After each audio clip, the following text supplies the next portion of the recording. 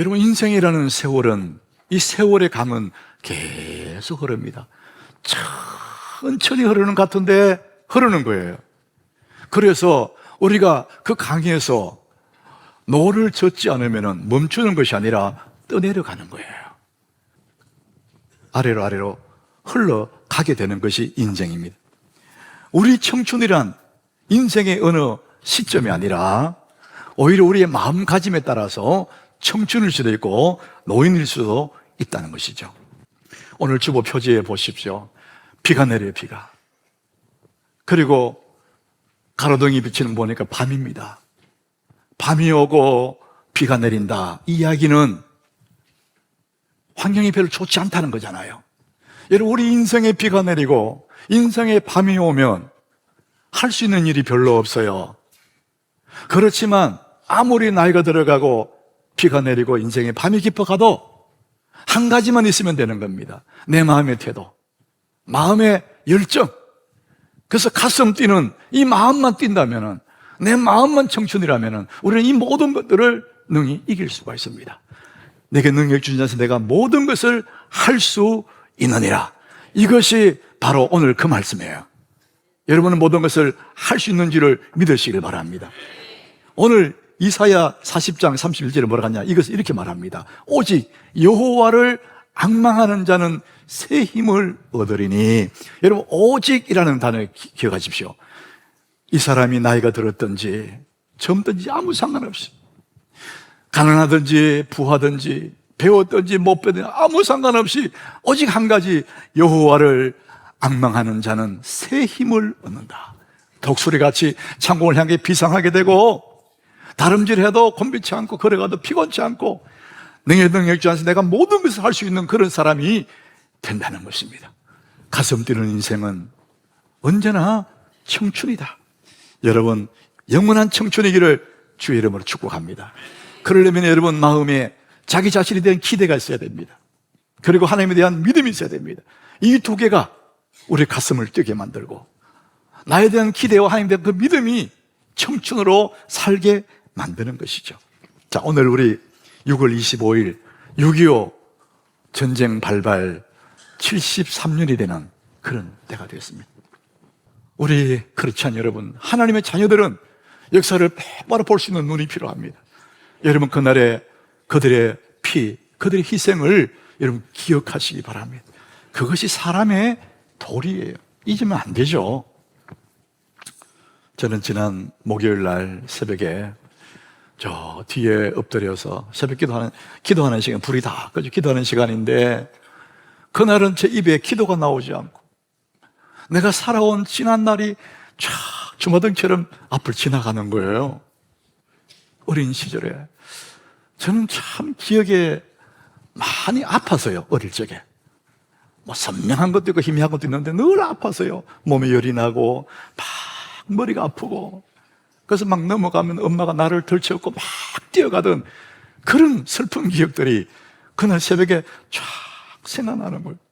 그때 안 죽고 살았잖아. 10대 시절에는 이제 한참 공부할 때인데 몸이 약하니까, 키도 조금만 하고 몸도 약하고, 그러니까, 그런데 얼음 자전거 타고 20리 길을 비포장도를 가서 학교 다녔거든. 너무 매일매일이 힘들어요. 코피 나고 막. 비가 부슬부슬 오는 날은 학교에서 돌아오는데 겨울에 자전거하고 꽉 처박힌 거예요. 미끄러져가지고. 자전거가 내 위에 덮쳤어요. 바닥바닥해도 못 일어나는 거예요. 몸은 약하고 자전거는 크고. 그때 죽었으면 오늘 없을 텐데. 그것도 막 생각나는 거예요. 야, 어떻게 살아났지 내가. 응? 청년 시절에 내가 예수를 안 믿었으면 남들처럼 술 마시고 담배 피고 못된 짓 하고 어디 아마 피인 데가 있지 않을까. 어디서 내 살아온 지난 날이 주마등처럼 싹 지나가는데 너무 감사하는 거예요. 내 평생 살아온 길 뒤돌아보니 짧은 내 인생길 오직 주의 은혜라. 하나님 은혜가 너무 고맙더라고요. 그래서 막 눈물이 앞을 가리는 거예요. 사랑하는 여러분, 뭐 저만 그렇겠습니까? 우리 살아온 지난날 돌아보면 내가 열심히 산 것 같은데 하나님의 은혜가 아니었으면 어찌 오늘이 있겠습니까? 여러분, 하나님의 은혜를 기억하시기 바랍니다. 오늘 읽은 이 말씀 시편 103장이 바로 그런 얘기예요.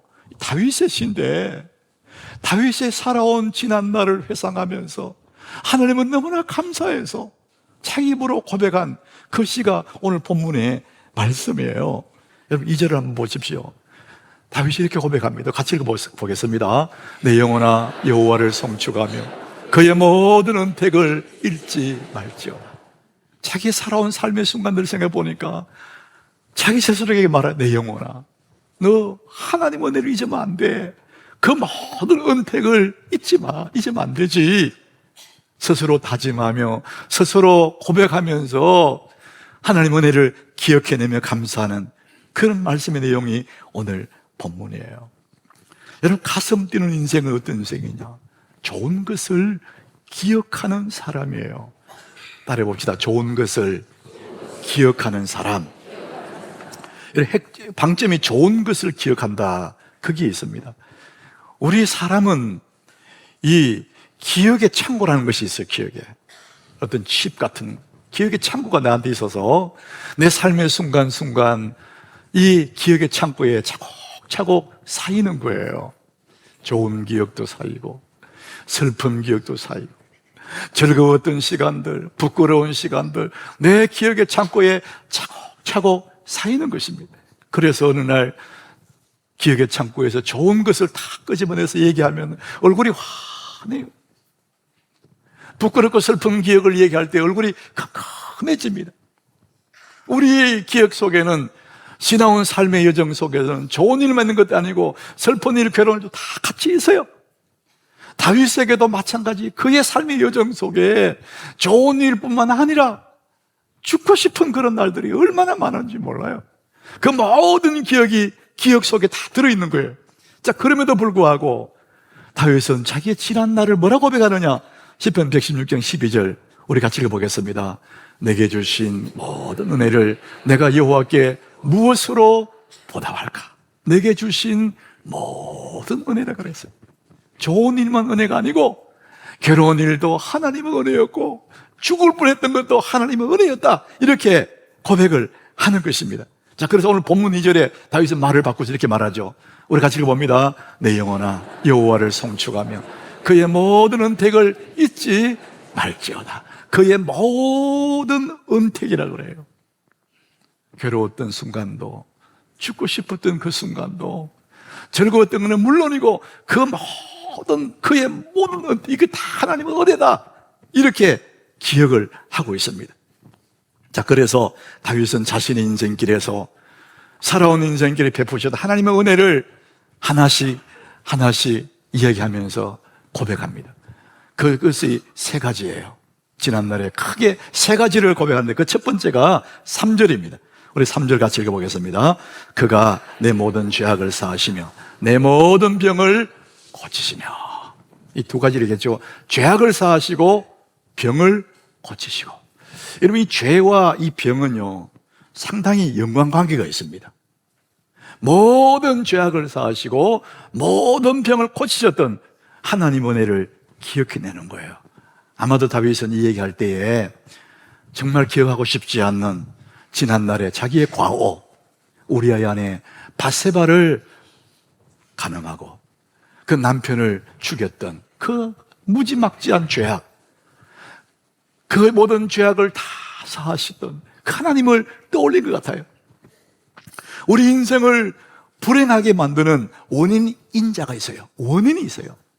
여러분들은 내 인생이 불행한 것이 누구 잘못 만나서, 뭐 가난해서, 공부를, 그게 아닙니다.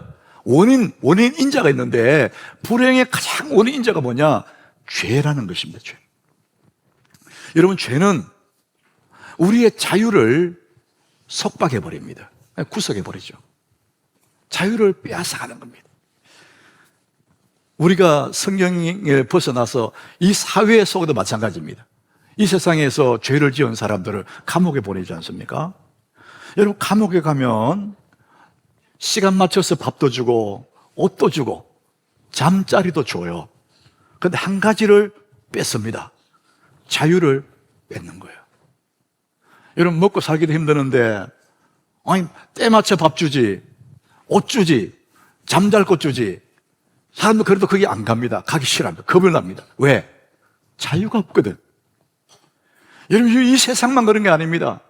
하나님 뿌리 영혼이 죄를 지으면은 영혼의 자유가 없어져요. 그리고 움츠러지고 뭔가 오그라드는 거예요. 그렇게 마음의 즐거움도 없어지고 자유도 없어지는 거예요. 다윗은 이것을 철저하게 경험했거든요. 시편 51장 12절에 다윗이 바세바를 범한 다음에 고백한 시잖아요. 주의 구원의 즐거움을 내게 회복시켜 주시고, 그 말은 주의 구원의 즐거움이 사라졌다는 거예요. 없어졌다는 거예요. 죄 때문에. 그리고 차원하는 심령을 주사 나를 붙들어. 차원한 마음도 없어지고, 죄를 지었는데 마음이 아주 공고하고 자유도 없어지고 답답하고 좋은 게 없어지는 거예요. 구원의 즐거움이 사라져버렸다는 거예요. 자, 우리의 모든 죄악을 사하시고 우리의 모든 병을 고치신다. 다윗은 그렇게 고백을 했습니다. 사랑하는 여러분, 하나님의 은혜는 우리의 모든 죄악을 사하심을 믿으시기 바랍니다. 우리의 모든 병을 고치시는 줄 믿으시길 바랍니다. 주님은 어떤 때든지 우리 병을 고치신다, 이렇게 말씀했습니다. 어떻게 우리의 죄악을 사하시고 우리의 모든 병을 고치실까? 오늘 본문 12절입니다. 우리 같이 읽어보겠습니다. 동이 서에서 먼 것 같이 우리의 죄가를 우리에게서 멀리 옮기셨으면, 우리의 죄악을 어떻게 했냐? 동쪽에서 저 서쪽으로 옮겨버렸다는 거예요. 그러니까 죄가 저쪽 옮겨가 버렸으니까 내한테는 없는 거예요.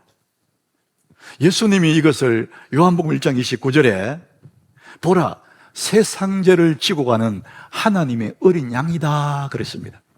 세상의 죄, 우리의 허물과 우리의 잘못된 과오들, 부끄러운 지난 날들을 예수님이 다 지고, 세상죄를 지고 갈보리 언덕으로 올라가셔서 그 십자가에서 죽으시는 거예요. 그 예수님이 십자가에서 죽으실 동안에 내 과오가 거기 다 죽고, 내 허물이 거기서 다 죽고, 내 잘못된 부분들이 거기서 다 끝나버렸다는 거예요. 주님이 지고 갔기 때문에 내게는 없는 거예요. 여러분, 이것이 오늘 다윗이 고백한 내 모든 죄악을 사하시고 내 모든 병을 고치시는 그 하나님의 모습입니다. 자, 다윗이 기억하는 하나님 은혜 이제 세 번째가 세 번째. 그 세 번째는 본문 4절이에요. 뭐라고 고백하느냐? 자기 인생을 돌아보면서 내 생명을 파멸해서 속량하셨대요. 그리고 인자와 긍휼로 관을 씌우셨다. 그 하나님 은혜를 기억해내는 거예요. 여기서 생명을 파멸이다, 파멸해서 구속하셨다, 이 말은 절망의 자리, 벼랑 끝에 서 있는 나.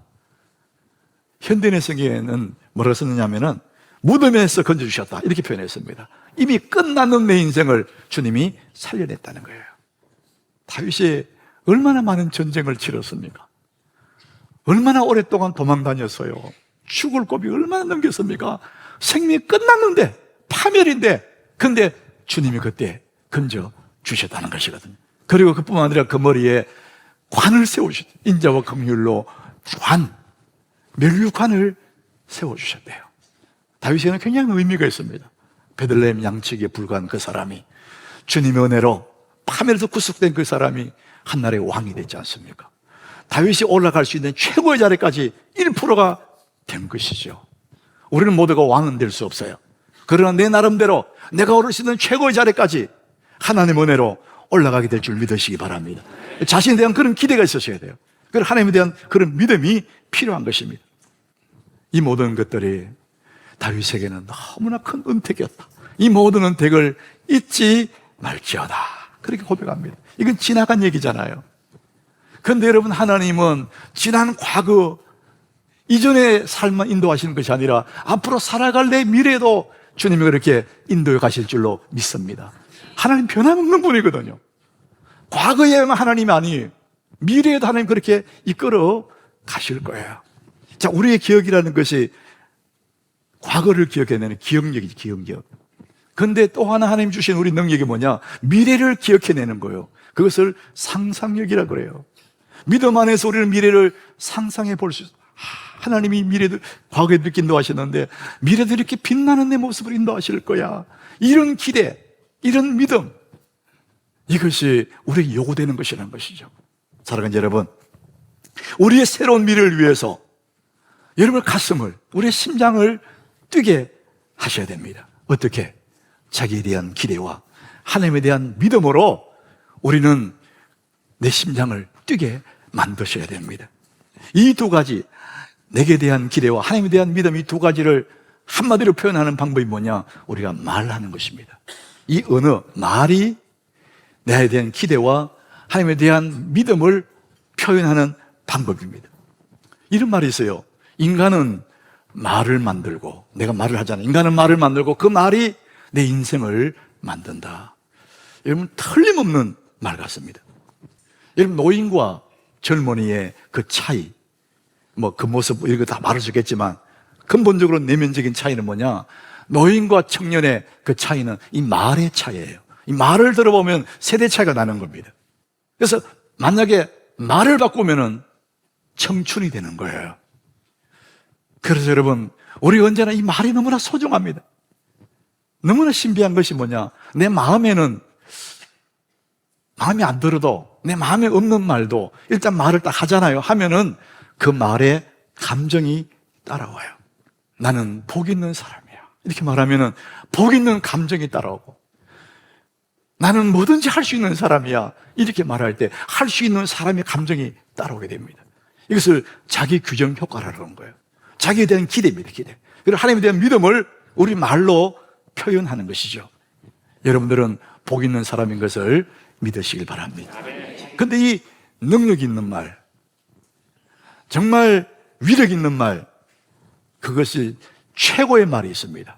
그 최고의 말이 오늘 1절에 기록하고 있습니다. 우리 같이 읽어보겠습니다. 내 영혼아 여호와를 송축하라. 내 속에 있는 것들아 다 그의 거룩한 이름을 송축하라. 최고의 언어, 최고의 말은 찬양하는 겁니다. 하나님을 노래하는 거예요. 여러분, 이 하나님을 찬양할 때 그 말의 위력이 얼마나 센지 내 마음의 슬픔이 떠나갑니다. 내 마음의 어둠이 내가 찬양할 때 확 물러가 버립니다. 여러분, 귀신도 떠나갑니다.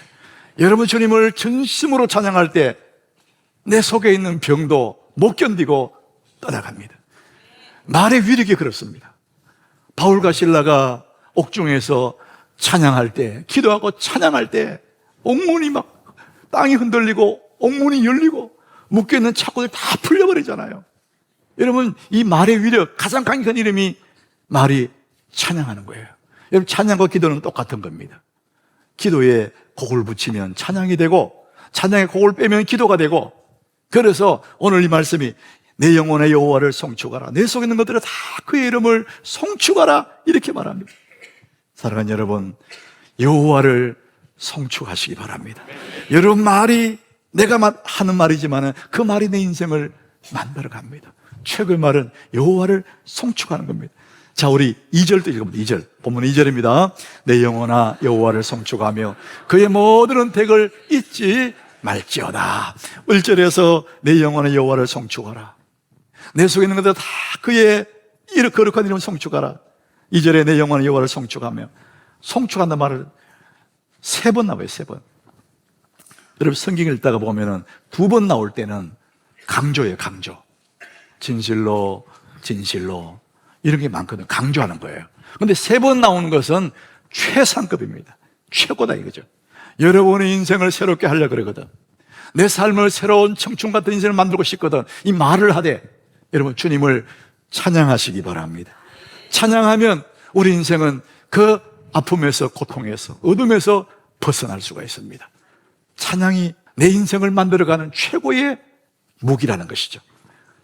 다윗은 얼마나 이 찬양을 열심히 했는지 시편 119장 164절에 보면은 그는 하루에 7번씩 주를 찬양한다 그랬어요.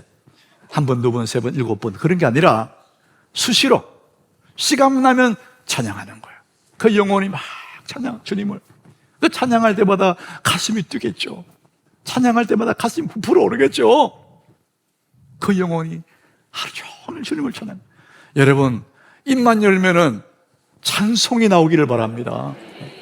제가 한번 서재에서 생각해 봤어요. 다윗의 일생 중에 어느 날이 가장 가슴을 두근거리게 했었을까? 장가가는 날이었을까? 장가가는 날 가슴 뛰잖아요. 근데 아닌 것 같아요. 성경에 별로 기록이 없어요. 장가갔는데 금방 아내한테 뺏기거든, 사람한테. 슬픈 거죠. 그러면은 출세하는 날, 왕이 되는 날일까? 그날도 그렇게 다윗이 흥분하지 않았어요.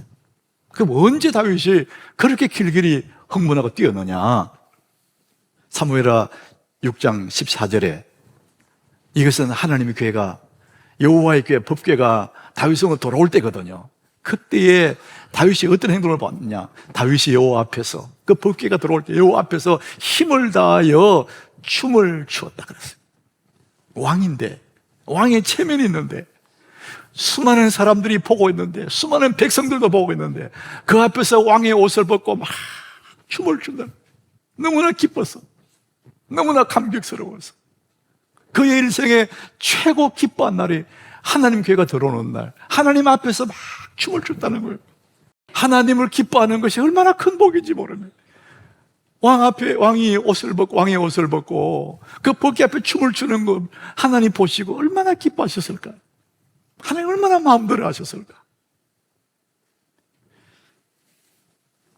시편 37장 4절에 이런 말씀이 있습니다. 같이 읽어봅니다. 또 여호와를 기뻐하라. 그가 내 마음의 소원을 네게 이루어 주시리로다. 여러분, 하나님을 기뻐하는 것이 우리 힘이야. 하나님을 기뻐하는 그 자체가 얼마나 능력 있는 삶이고 얼마나 복된 삶인지. 여호와를 기뻐하라. 그가 내 마음의 소원을 네게 이루어 주시리로다. 이렇게 말씀합니다. 죄를 사해 주시고 병을 고쳐주는 것, 그것은 너무나 소극적이에요. 그래서 적극적인 은혜가 적극적이에요. 다윗은 병 고침 받고 죄 사는 것도 너무나 감사하지만 적극적인 하나님의 은혜를 오늘 고백하고 있습니다. 5절입니다. 우리 5절을 우리 같이 읽어봅니다. 좋은 것으로 내 소원을 만족해 가사 내 청춘을 독수리같이 새롭게 하시는 도다. 좋은 것으로 내 소원을 만족해 가사. 이것은 자기 스스로에게 말하는 거거든. 좋은 것으로 네 소원을 만족해 가고 네 청춘, 나 청춘을 독수리같이 새롭게 할 거야. 자기 스스로에게 말하는 거예요. 이게 셀프 토킹이라고 그러거든요. 지나온 날들 하나님의 은혜를 기억하면서 감사하고 살아갈 미래에 대해서 내 청춘을 독수리처럼 새롭게 하실 거다. 자기 자신을 기대하면서 하나님을 믿는 거죠. 그 고백을 하고 있는 것입니다. 정말 다윗은 자기의 고백대로, 자기가 말한 대로 역대상 29장 28절에 보면 그의 인생 말년이 얼마나 아름다웠는지, 그가 나이 많아 늙도록 구하고 종기를 누리다가 죽었다 그렇습니다. 늙도록 사람이 추해지지 않고 종기를 누리다가 죽었다. 그리고 그의 아들 솔로몬에게 왕권을 물려주는 멋있는 인간의 마지막을 그렇게 우리에게 보여주고 있습니다. 그의 고백대로. 저는 그런 욕심이 있어요. 우리 하남교회 모든 성도들, 여러분이 나이가 많아 늙어서 중간에 말고 늙을 때까지 그리고 늙도록 부하고 존귀한 그런 삶을 사시기를 축복합니다. 그러려면 여러분 영원한 청춘으로 사셔야 돼요. 나에 대한 기대, 하나님에 대한 믿음을 가지고 살아가는 것입니다. 그럴 때 우리는 그런 청춘의 삶을 살게 됩니다. 사랑하는 여러분, 부디 하나님의 은혜를 기억하시기 바랍니다. 그리고 내게 주신 하나님의 은혜를 기대하시기 바랍니다. 그럴 때 우리는 영원한 청춘으로 살아가게 되는 것입니다.